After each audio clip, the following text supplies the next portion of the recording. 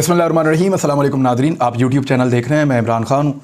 साबिक़ वज़ीर-ए-आज़म इमरान खान साहब ने असम्बलियाँ तहलील करने का ऐलान कर दिया। 23 तारीख कन्फर्म है, इसमें वो असम्बलियाँ तहलील कर देंगे अगर उनको टेक्निकल तरीके से पीडीएम ने ना रोका तो।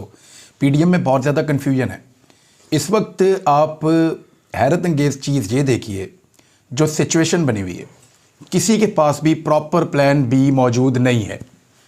यानी अगर इमरान खान की असम्बलियाँ तहलील ना हुई या उनके साथ कोई चक्कर चल गया या कुछ भी ऐसा हुआ, तो फिर इमरान खान के पास कोई प्लान भी नहीं है। यानी असम्बलियाँ तहलील अगर नहीं होती तो फिर उनको इंतज़ार करना पड़ेगा, उनको बहुत ज़्यादा जो है वो तनकीद का सामना भी करना पड़ेगा। चीज़ें उनके हाथ से निकल जाएंगी और फिर इमरान खान साहब इंतज़ार करते चले जाएंगे। हो सकता है कि वो पंजाब में हुकूमत खो दें, या हो सकता है कि वो उनके लोग इसी असम्बली के अंदर काम करते रहें। अगर वो असम्बलियाँ तहलील ना कर सके तो फ़िलहाल तो उन्होंने डेट दे दी है, वो इसके ऊपर तुले हुए हैं।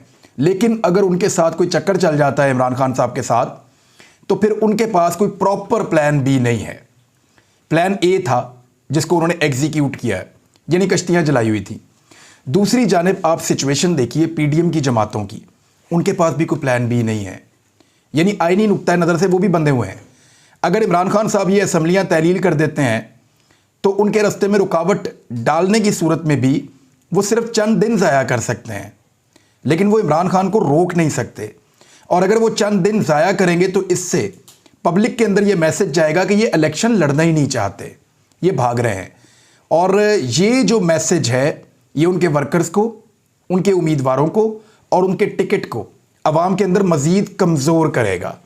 तो उनके पास भी प्लान बी नहीं है। अगर वो पूरी तरह से रोक सकते हैं तो सिर्फ परवेज़ इलाही की मर्ज़ी से रोक सकते हैं या मदद से, अदरवाइज़ वो रोक नहीं पाएंगे।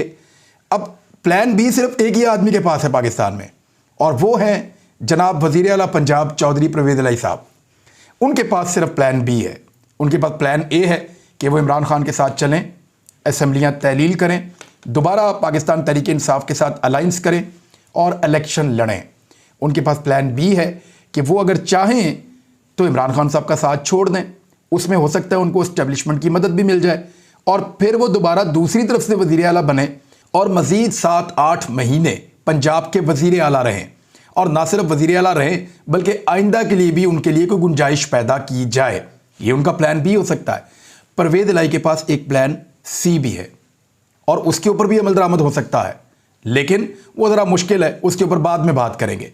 लेकिन फ़िलहाल सूरत हाल ये है कि परवेज़ इलाही के अलावा किसी के पास प्लान बी प्रॉपर मौजूद नहीं है। हाँ, छोटे छोटे ऑप्शंस हैं, उनको अडॉप्ट किया जा सकता है, डैमेज कंट्रोल करने की कोशिश की जा सकती है। लेकिन चाहे पीडीएम की जमातें हों चाहे इमरान खान साहब हों, दोनों के पास रास्ता अब कोई नहीं बचा। एक तरफ तो पीडीएम ने फौरी तौर पे ये कहा कि पीडीएम यौम तशक्कुर मनाएगी इमरान खान साहब के असम्बलियाँ तहलील करने के ऐलान के बाद कि पंजाब में और खैबर पख्तूनख्वा में इमरान खान साहब की हुकूमत ख़त्म हो रही है, और वो यौम तशक्कुर मनाएंगे और फिर इलेक्शन में जाएंगे और फिर इमरान खान को शिकस्त देंगे। लेकिन उसके बाद जब उन्होंने अदाद शुमार और चीज़ों के ऊपर दोबारा नज़र डाली तो हमजा शहबाज साहब का ट्वीट आया जिसमें वो कह रहे हैं कि ठीक है, हम इलेक्शन में जाने के लिए तैयार हैं, लेकिन ये जो लेकिन है ना, ये है सबसे बड़ी मुसीबत पीडीएम की। लेकिन इलेक्शन में जाने को दिल नहीं करता। मैं आपको एक मिसाल देता हूँ। एक छोटा बच्चा होता है ना, जिसको स्कूल लेकर जा रहे होते हैं गाँव देहात में, जिसका स्कूल जाने को दिल नहीं करता, तो आपने कई दफ़ा ये मनाजिर देखे होंगे कि उसको घसीट घसीट के स्कूल लेकर जा रहे होते हैं। कभी वो अपना बस्ता उतार के फेंक देता है, कभी वो घर के दरवाजे के साथ चिपक जाता है कि मैंने नहीं जाना स्कूल, कभी वो ज़मीन पे लेट कर रोना शुरू हो जाता है, कभी रास्ते में गुजरते हुए किसी खंबे को चप्पा डाल लेता है कि मैंने स्कूल नहीं जाना। लेकिन उसको घसीट घसीट कर स्कूल ले जाकर इम्तिहान में बैठाते हैं। इसी तरह इमरान खान साहब घसीट घसीट कर इस पीडीएम को इलेक्शन की तरफ लेकर जाते हैं, और वो छोटे बच्चे की तरह पीडीएम कभी दरवाजे पे चिपक जाती है, कभी कोई चीज़ उतार के फेंक देती है, कभी किसी खंबे पे चिपक जाती है, कभी ज़मीन पर लेट के टांगे मारती है। लेकिन वो कहती है हमें इलेक्शन में ना लेकर जाओ और जहाँ मर्जी ले जाओ। सिचुएशन इस वक्त ऐसी है कि क्योंकि छोटे बच्चे की इंतखाबात की तैयारी नहीं है, या छोटे बच्चे के इम्तिहान की तैयारी नहीं है, और पीडीएम की इंतखाबात की तैयारी नहीं है, लोग इनका इंतज़ार कर रहे हैं कि ये ज़रा आए हमसे वोट मांगने के लिए। इन्होंने महंगाई कम करने के दावे किए थे। शहबाज शरीफ साहब ने कहा था कि 6 महीने के अंदर मैं किस्मत बदल दूंगा, सारी महंगाई ख़त्म कर दूंगा। नहीं कर पा रहे। बदकिस्मती है पाकिस्तान की कि ये लोग हुक्मरान बन गए और इन्होंने आकर हर वो चीज़ की जो इनको फ़ायदा देती थी। अब इन 6 दिनों में होगा क्या?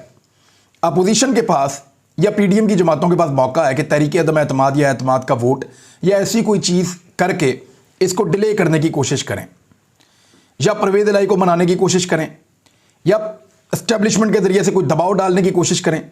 एक तो उनके पास ऑप्शन ये है कि वो तहरीक अदम एतमाद या एतमाद का वोट इनके अंदर उलझा दें इमरान खान साहब की पार्टी को और पंजाब की वजारत आला को, और उससे वो टाइम गेन कर लें थोड़ा सा, लेकिन वो भी ज़्यादा टाइम मिलेगा नहीं। दूसरा ये है पीटीआई के साथ एंगेजमेंट बना के इस 6 दिन से फ़ायदा उठाते हुए थोड़ा सा आगे बढ़ जाएं और कोई एक तारीख या कोई एक महीना या कोई एक हफ्ता तय कर लें कि तब जाके हम इलेक्शन करवा लेंगे। तो अभी आगे बढ़ते हैं और मिलकर मुल्क को इन चीज़ों से निकालते हैं। पाकिस्तान तहरीक इंसाफ के लिए ये 6 दिन एक और लिहाज से इम्पॉर्टेंट हैं, और वो है कौमी असम्बली से इस्तीफ़े। फवाद चौधरी साहब ने इसका जवाब दिया है, क्योंकि ये सवाल उठाया गया था कि 6 दिन का वक्त क्यों लिया गया है। तो इस पे फवाद चौधरी साहब ने कहा कि 6 दिन का वक्फा इसलिए है क्योंकि इस दौरान हम कौमी असम्बली के इस्तीफ़ों के लिए कार्रवाई करेंगे। इसमें यह है कि सदर मुमलिकत ने कौमी असम्बली का इजलास तलब कर लिया है, और कौमी असम्बली का जो इजलास है वो मंगल को दोबारा इजलास बुलाया जाएगा, और मंगल वाले दिन से जो है वो अरकान इकट्ठे होंगे। स्पीकर कौमी असम्बली भी आएंगे, या डिप्टी स्पीकर होंगे या स्पीकर होंगे। वहाँ पे पाकिस्तान तहरीक इंसाफ आइनी और कानूनी जितने भी लवाजमात हैं वो पूरे करेगी अपने रेजिग्नेशंस के। लगभग 125 या 127 लोग हैं उनके कौमी असम्बली में, तो वो अपने इस्तीफ़े वहाँ पर जाकर देंगे स्पीकर के सामने, और उसके बाद स्पीकर को वो मंजूर करने पड़ जाएंगे। तो एक तो चीज़ ये याद रखें कि कौमी असम्बली से भी रेजिग्नेशंस एक बड़ा दबाव पैदा करेंगे, जबकि सिंध असम्बली से भी पाकिस्तान तहरीक इंसाफ के लोग इस्तीफ़े देने का मंसूबा बना चुके हैं, और बलूचिस्तान असम्बली से भी इस्तीफ़े जमा करवाए जाएंगे, जबकि ये 2 असम्बलियाँ तहलील कर दी जाएंगी। ये है जनाब वो पूरा गेम जिसको इमरान खान साहब ने किया है, और इसके लिए ये 6 दिन रखे गए हैं। फवाद चौधरी साहब ने एक और चीज़ आज कंफर्म की। मैं उस दिन भी आपको बता रहा था कि इमरान खान साहब की दाईं टांग के अंदर बड़ी शदीद दर्द उठती है, और उसकी वजह से उनको वो बता रहे थे, उनके डॉक्टर्स बता रहे थे कि इसकी वजह से वो नींद भी सही तरह नहीं ले पाते, और उनको तकलीफ़ बहुत ज़्यादा है, और ये दर्द की टीसें उठती हैं उनको उस टांग के अंदर, और वो लगातार इस सिचुएशन से गुजर रहे हैं। इवन दर्द की वजह से उनको बुखार भी होता है। अब चौधरी फवाद हुसैन साहब ने ट्वीट करके बताया कि आज हमने अपनी आंखों से उस लीडर को देखा जो अपनी टूटी हुई टांग और तेज़ बुखार के साथ पूरी रात जागा, सिर्फ 1.5 घंटे की नींद ली, और उसके बाद मुसलसल तकलीफ़ और कर्ब की कैफियत में मुसलसल काम कर रहा है। ये जब उस दिन हम लोग मिलने के लिए गए ना, तो मेरे साथ मौजूद थे CPNE के प्रेसिडेंट कासिम खान साहब, और हम इमरान खान साहब से कुछ सवालात करना चाहते थे, कुछ क्लैरिटी, कुछ चीज़ों के अंदर हम पूछना चाह रहे थे कि इन सवालों के जवाब क्या हैं। तो जब हम उनसे बात कर रहे थे ना, तो हमने देखा कि वो बड़ी शदीद तकलीफ़ में है, क्योंकि अभी डॉक्टर फारिग हुए थे, उन्होंने उनकी पट्टी की थी, और उसके बाद वो शदीद तकलीफ़ में थे, और तकलीफ़ उनके चेहरे पे नज़र आ रही थी। वो बार बार अपनी टांग उठाकर कभी नीचे रखते थे, कभी वो टांग उठाकर ऊपर रखते थे, फिर कभी अपनी टांग को वो दबाते थे, उसके ऊपर हाथ फेरते थे। तो वो कंटिन्यूसली एक तकलीफ़ में थे, और वो उनके चेहरे पे दिखाई दे रही थी बार बार। तो इस पर फिर हमने उनको ये कहा कि खान साहब हम किसी और वक्त आपको मिल लेते हैं, इस वक्त आप बहुत तकलीफ़ में हैं, आप आराम कर लें। तो तब इमरान खान साहब ने बताया कि ये तकलीफ़ तो ऐसी ही रहेगी और इसको बर्दाश्त करना पड़ेगा। आप लोग जो पूछना चाहते हैं वो बातें आप पूछें, मैं इसको बर्दाश्त कर लूँगा। और हम जितनी देर उनसे बातें करते रहे, हम ये महसूस करते रहे वो वाकई काफ़ी तकलीफ़ में थे। लेकिन इस तकलीफ़ में बजाय इसके कि वो अपनी इस टांग को लेकर पाकिस्तान से बाहर जाएं और दुनिया के बेहतरीन डॉक्टरों से और बेहतरीन अस्पतालों के अंदर इसका इलाज करवाएं, वो यहाँ पाकिस्तान में मौजूद हैं, और वो अपनी पॉलिटिकल एक्टिविटीज़ के अंदर पूरी तरह से एंगेज हैं। वो रोज़ाना दर्जनों लोगों को मिलते हैं।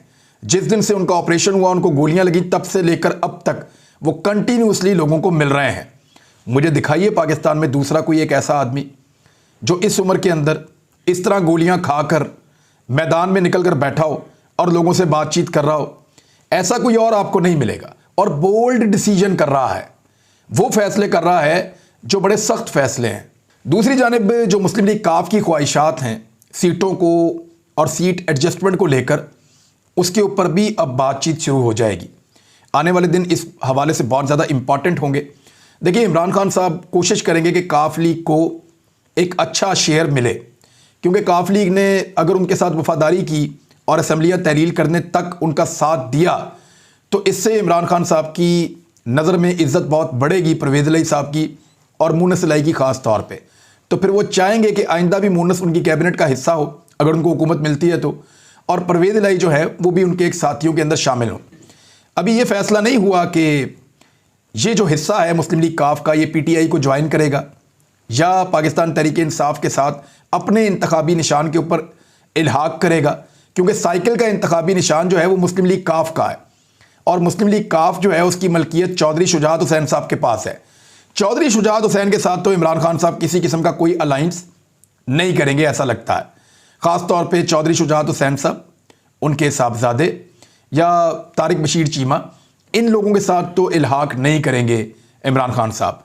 इमरान खान साहब इल्हाक करेंगे परवेज़ इलाही वगैरह के साथ, लेकिन उनके पास साइकिल का इंतखाबी निशान या मुस्लिम लीग काफ नहीं होगी। तो ऐसी सूरत में किस तरह से इमरान खान साहब उनको ऑफ़र करेंगे और क्या चीज़ ऑफ़र करेंगे, ये भी फार्मूला है, इसके ऊपर आने वाले दिनों में काम होगा। लेकिन एस्टेब्लिशमेंट का रोल सबसे इम्पॉर्टेंट है। अगर ये असम्बलियाँ तहलील हो गई तो ये इस बात का सबूत होगा कि एस्टेब्लिशमेंट सियासत में किरदार अदा नहीं कर रही, यानी असम्बलियाँ तहलील हो जाएं, अपने टाइम के ऊपर दोबारा दोनों सूबों में, अगर पूरे पाकिस्तान में होता है तो पूरे पाकिस्तान में, वरना दो सूबों में अपने टाइम के ऊपर इंतखाबात हो जाएं और इंतखाबात के अंदर धांधली ना हो, तो ये चीज़ें साबित करेंगी कि एस्टेब्लिशमेंट ने अपने आप को बाहर रखने की कोशिश की है। अदरवाइज़ अगर चीज़ें पहले की तरह हुई और मैनेज की गई तो लोग अंधे नहीं हैं। आज मुस्तफ़ा नवाज़ खोखर ने 8 महीने के बाद पोल खोल दिया है कि सारा कुछ ऐसा नहीं है जैसा बताया जा रहा था। एस्टेब्लिशमेंट मौजूद थी, कुछ गुड़ डाला जा रहा था और कुछ गेमें डाली जा रही थी। तो मुस्तफ़ा नवाज़ खोखर साहब ने रजीम चेंज ऑपरेशन की जो हकीकत है उसके ऊपर से पर्दा उठाया है। तो ये पर्दा आज नहीं तो कल उठ ही जाता है, लिहाजा लोग कभी भी एतबार नहीं करेंगे। तो एस्टेब्लिशमेंट को अगर अपने आप को एपॉलिटिकल या गैर सियासी साबित करना है तो इस खेल के अंदर अपने आप को दाखिल ना करें, और अगर वो दाखिल ना करें तो ये असम्बलियाँ तहलील हो जाएंगी। अगर वो दाखिल ना करें तो इंतखाबात अपने टाइम पर होंगे। अगर वो अपने आप को इससे दूर रखें तो धांधली भी नहीं होगी। अब तक के लिए इतना ही। अपना ख्याल रखिएगा, अपने इस चैनल का भी। अल्लाह हाफ़िज़।